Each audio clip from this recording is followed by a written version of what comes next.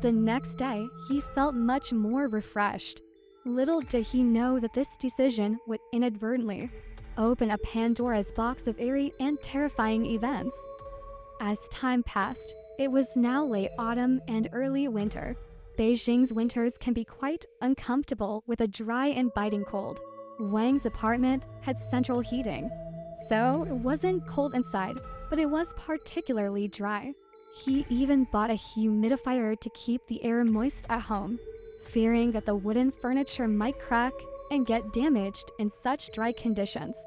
One day, Wang and a few colleagues from the institute hosted some leaders from a higher-level unit who had come for an inspection. They accompanied the leaders for dinner and some social drinking. Wang didn't have much tolerance for alcohol, and after drinking, the cold wine on the way home made him feel even more nauseous. He gritted his teeth and managed to make it home. As soon as he entered the apartment, the intense heat from the heating made him feel even more uncomfortable. The warmth seemed to intensify the alcohol in his system, making his head buzz and his stomach churn. He rushed to the bathroom and vomited, feeling utterly miserable. After rinsing his mouth, he collapsed into bed and fell asleep. His sleep was restless. Not only was his stomach upset, but he also felt a strange noise in the room that gave him a headache. What kind of noise was it? It was like the sound of someone whistling. Where was this noise coming from? As we mentioned earlier, he lived in an old building with 2 apartments per staircase.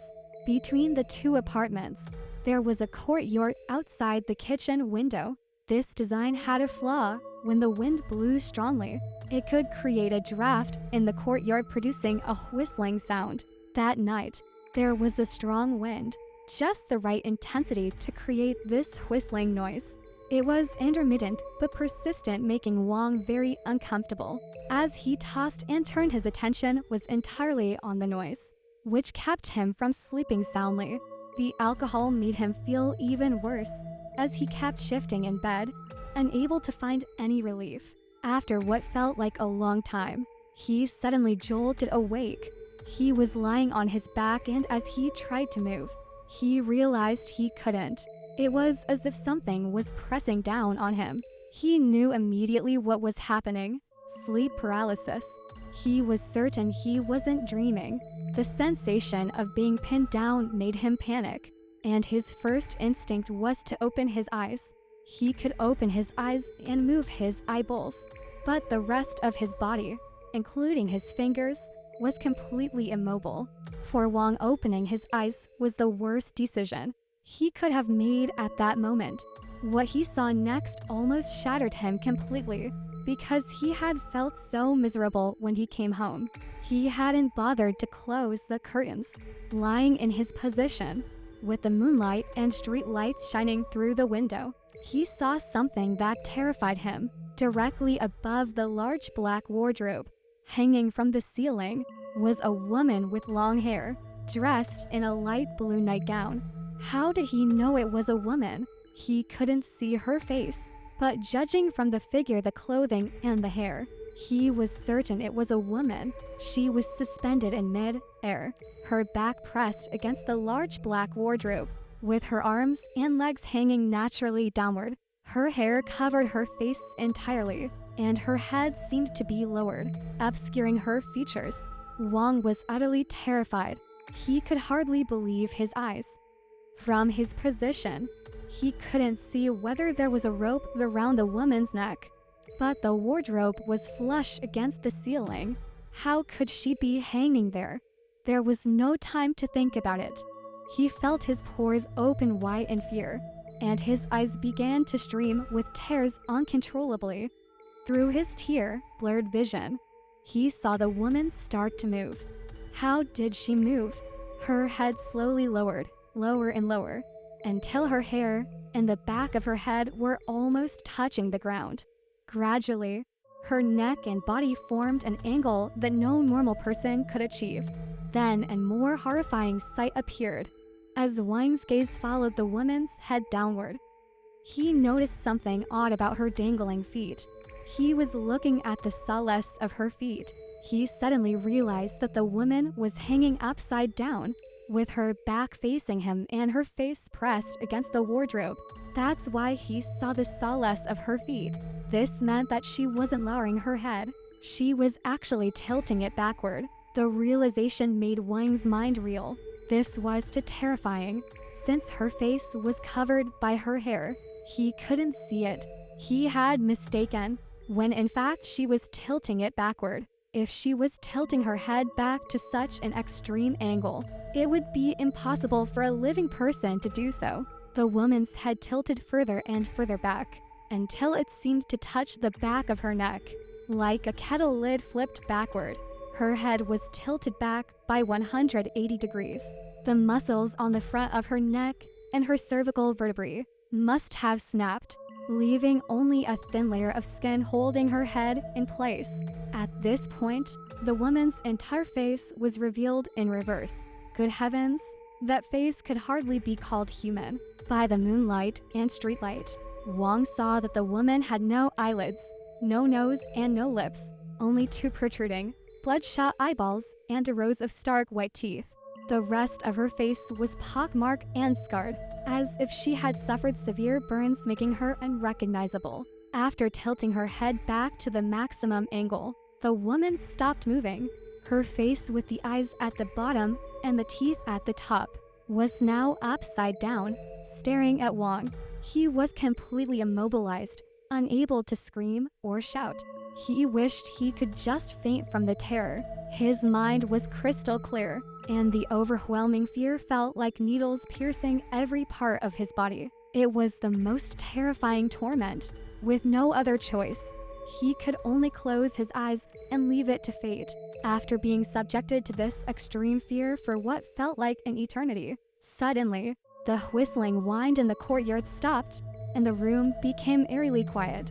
But throughout the entire ordeal, the upside-down woman seemed to make no sound. Wang, having forced his eyes shut, now found his eyelids aching terribly. His eyes twitched involuntarily, and he couldn't help but open them, just a slit to take a quick peek. When he did, he saw that the sky outside the window was beginning to lighten. He had lost all sense of time, and didn't know how long he had been lying there with his eyes closed. The room was eerily quiet, and when he looked toward the wardrobe, the woman had vanished without a trace. At that moment, he realized he could move again. He immediately leapt out of bed. His throat was incredibly dry, as if he had just woken up from surgery under anesthesia. With his tongue and the back of his throat feeling numb and parched, he couldn't even swallow his own saliva. He rushed to the kitchen and gulped down several glasses of water, shivering as cold sweat covered his entire body. He quickly turned on all the lights in the apartment and, mustering his courage, inspected every corner of the room. He found nothing out of the ordinary. Finally, he tried to convince himself that what he had just experienced was sleep paralysis. Research suggests that during sleep paralysis, one might experience hallucinations, seeing things that aren't really there. But to be honest, this explanation was hard for him to accept. His consciousness had been so clear, and what he had seen had been so vivid. After a lot of mental effort, he finally managed to calm himself down and decided to go back to sleep in the small north room. He planned to thoroughly check the large wardrobe. As he approached it, he felt something strange. The door of the wardrobe was closed, but the surface felt damp. He lightly touched it and confirmed the moisture. The room was very dry, and he even had to use a humidifier. With the heating on full blast in the winter, there was no reason for the wardrobe to be damp. He hadn't noticed this before. With some effort, he pulled open the wardrobe door and quickly stepped back. He was afraid that something might suddenly leap out and attack him. When he opened the door, he saw that everything inside was normal, just his clothes. He used a clothes hanger to prod around inside for a while, but found nothing unusual. He carefully checked every corner with his hands. On the surface, everything seemed fine. Why did he say on the surface?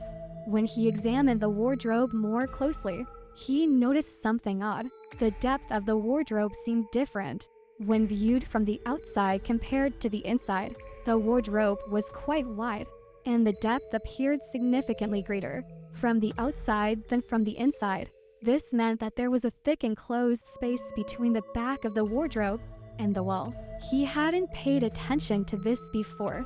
Wang couldn't quite put his finger on why, but he felt uneasy. He knocked on the back panel of the wardrobe. It didn't feel like stone, and it seemed hollow. Could there be something hidden inside? It was just after dawn, and he didn't care about disturbing the neighbors, especially since the apartment next door was empty. He made a few loud thumps and cracks, and then he chiseled a hole in the back panel of the wardrobe. Peering inside, he confirmed that the space was empty, but it was about 15 to 20 centimeters deep, too narrow for him to stick his head in. He didn't dare reach in either, fearing what might be lurking inside. He had a clever idea. He found a mirror and with a flashlight in hand, used the mirror to reflect light into the space. He saw that it was mostly empty, but near the top close to the ceiling, he saw something up there near the ceiling. It looked like a thick, long, dark pipe, similar to the bamboo pipes used in buildings, but he couldn't see clearly because it was wrapped tightly with layers of thick rope. He thought to himself, this must be a main pipe. Every floor has a pipe layer, and it's common for pipes to run through apartments. Am I just scaring myself?